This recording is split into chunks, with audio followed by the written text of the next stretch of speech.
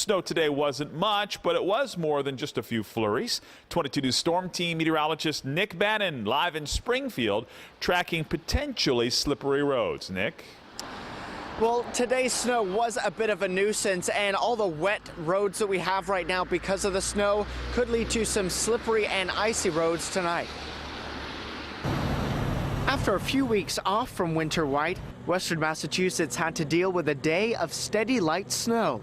While it wasn't much, the large flakes were a bit tricky to deal with for some. It was messy, you know, the snow was heavy and just messy, you know.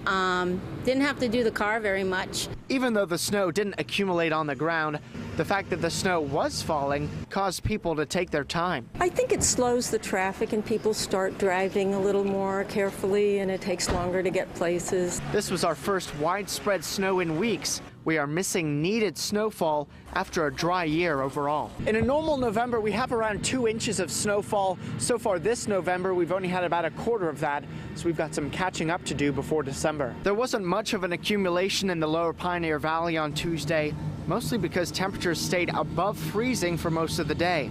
Areas that have seen snow accumulate lately, well, they're loving it. I think the skiers are going to enjoy it up north because they're getting more than we are. I enjoy the snow. I enjoy the seasons. I think the season is the secret and the good part of everything in New England.